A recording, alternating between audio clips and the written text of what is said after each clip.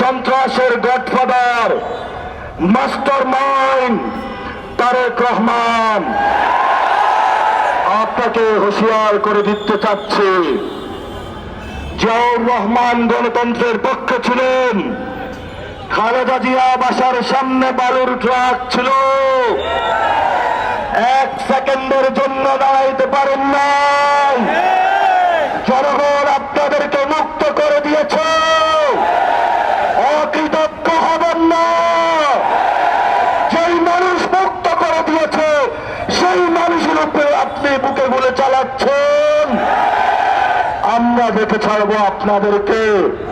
সাহস থাকলে আসুন, ব্যালটের মাধ্যমে আমরা আপনাদেরকে কত বাধা হয়েছে বুকে দেখে নিব। 12 তারিখ বাংলাদেশের জয় হবে।